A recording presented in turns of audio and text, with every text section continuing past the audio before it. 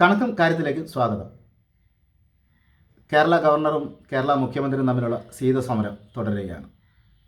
ശീതസമരം ഇപ്പോൾ തെരുവിലെ സമരത്തിലേക്കാക്കി മാറി. ഈ സമരത്തിനെല്ലാം പിന്നിൽ, ഈ ഡിഫറൻസിനെല്ലാം പിന്നിൽ ഉള്ള പ്രധാന റീസൺ എന്താണെന്നുള്ളത് നമ്മൾ സാധാരണക്കാർ മറന്നുപോയിട്ടുണ്ട്. അതൊന്ന് ഓർമ്മിപ്പിക്കാൻ വേണ്ടിയിട്ടാണ് ഈ വീഡിയോ.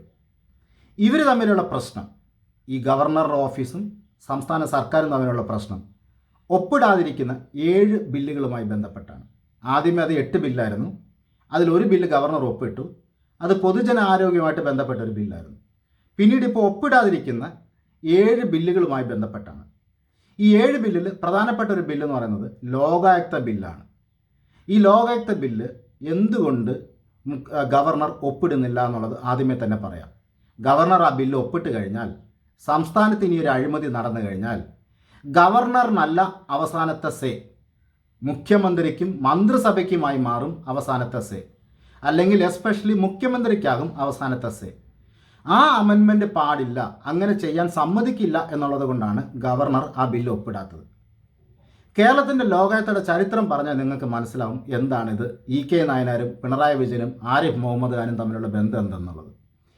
1999 ആണ് ഈ ലോകായുക്ത ബില്ല് EK നായനാർ കൊണ്ടുവരുന്നത്. അന്ന് അതിലെ സെക്ഷൻ 13 അതിൽ പറഞ്ഞിരുന്നത് എന്താണെന്ന് ചോദിച്ചു കഴിഞ്ഞാൽ, ഒരു അഴിമതി നടന്നാൽ ഗവർണർ ഗവർണർ റെക്കമെൻഡേഷൻ കൊടുത്തു കഴിഞ്ഞാൽ സർക്കാരിന് മേ അക്സെപ്റ്റ് ഓർ റിജക്റ്റ് എന്നുള്ളതായിരുന്നു. അതായത് സർക്കാരിന് ആ നിർദ്ദേശം, റെക്കമെൻഡേഷൻ ഉൾക്കൊള്ളാം, തള്ളിക്കളയാം, ഇതായിരുന്നു. അപ്പോൾ അന്ന് TN ജേക്കബും G കാർത്തികനും രണ്ടുപേരും ലേറ്റ് കോൺഗ്രസ് ലീഡേഴ്സ്, അന്ന് MLA മാരുമായിരുന്നു, പ്രതിപക്ഷത്തായിരുന്നു.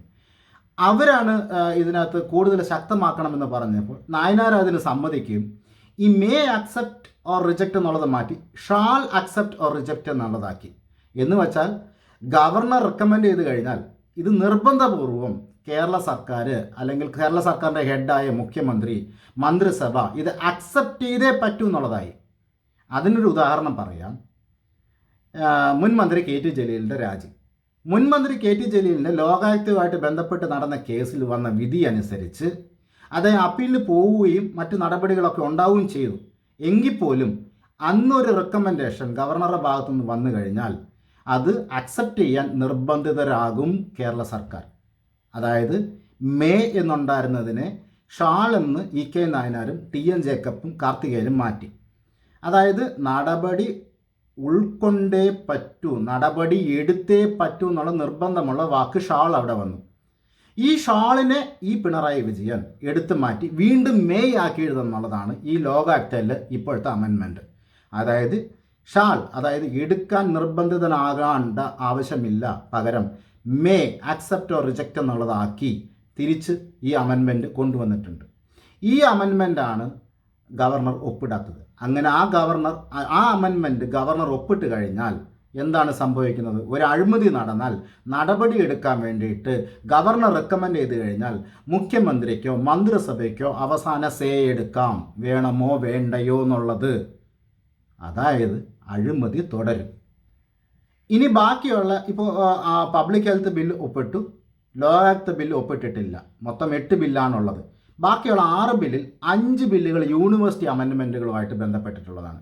യൂണിവേഴ്സിറ്റി അമെൻമെൻറ്റുകൾ എന്ന് പറഞ്ഞു കഴിഞ്ഞാൽ ഗവർണർക്ക് ചാൻസലർ എന്ന രീതിയിലുള്ള അധികാരം, അല്ലെങ്കിൽ ഗവർണർക്ക് ചാൻസലർ പദവി തന്നെ എടുത്തു കളയുന്ന രീതിയിലുള്ള നീക്കങ്ങൾ ഉൾക്കൊള്ളുന്ന അമെൻമെൻറ്റുകളാണ് യൂണിവേഴ്സിറ്റി അമെൻമെൻറ്റ് ബില്ലുകളിനകത്ത് 5 ബില്ലുകളിനകത്തുള്ളത്. അത് ഗവർണർ ഒപ്പിടാൻ പോകുന്നില്ല. കാരണം ഗവർണർക്കും ഗവർണർ താല്പര്യമുള്ള ആളുകളെ നിയമിക്കാനും സർക്കാരിന് താല്പര്യമുള്ള ആളുകളെ നിയമിക്കാനും വേണ്ടിയിട്ടാണ് ഈ അമെൻമെൻറ്റുകൾ നടന്നിട്ടുള്ളത്. അപ്പോൾ ഗവർണറിന് ഈ അമെൻമെൻറ്റുകളുള്ള ബില്ലുകൾ പാസ്സാക്കി കഴിഞ്ഞാൽ ഗവർണറിന് ആളുകളെ നിയമിക്കാനുള്ള അധികാരം, അല്ലെങ്കിൽ അതിൽ ചോദ്യം ചെയ്യാനുള്ള അധികാരം നഷ്ടപ്പെടും എന്നുള്ളത് കൊണ്ട് ഗവർണർ ഈ ബില്ലുകളിൽ ഒപ്പിടില്ല.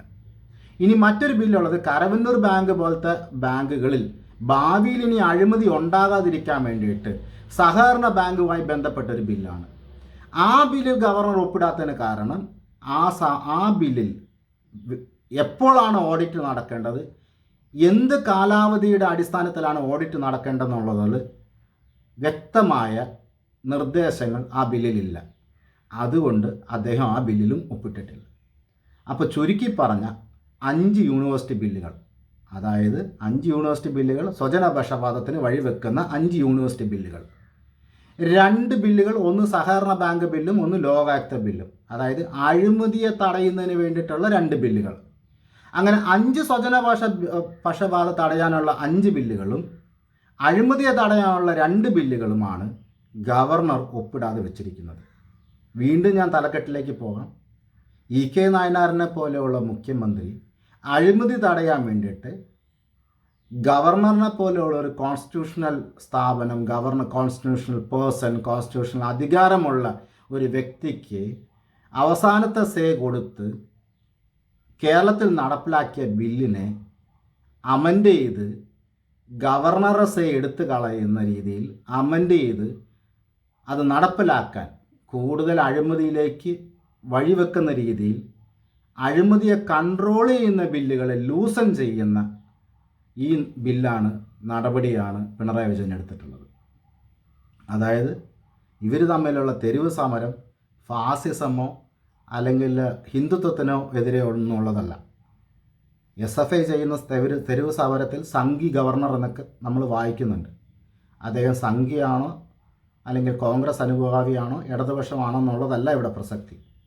അദ്ദേഹത്തിനെതിരെ നടത്തുന്ന സമരം ഫാസിസത്തിനെതിരെ ഉള്ളതാണോ അല്ലെങ്കിൽ ഹിന്ദുത്വത്തിനെതിരെ ഉള്ളതാണോ, അദ്ദേഹം കേന്ദ്രം ഭരിക്കുന്ന BJPയുടെ സ്പൈ എന്നുള്ള രീതിയിലാണോ, അദ്ദേഹത്തിൻ്റെ BJPയുടെ ഏജൻറ്റ് എന്നുള്ള രീതിയിൽ ഉള്ളതാണോ എന്നുള്ളതൊക്കെ നമുക്ക് മാറ്റിവെക്കാം.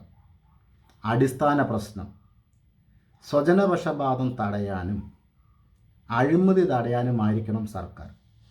എന്നാൽ സ്വജനപക്ഷപാതത്തിന് വഴിവെക്കുന്നതും അഴിമതിക്ക് വഴിവെക്കുന്നതുമായ 7 ബില്ലുകളാണ് ഇവർ തമ്മിലുള്ള അടിസ്ഥാന പ്രശ്നത്തിന് കാരണം.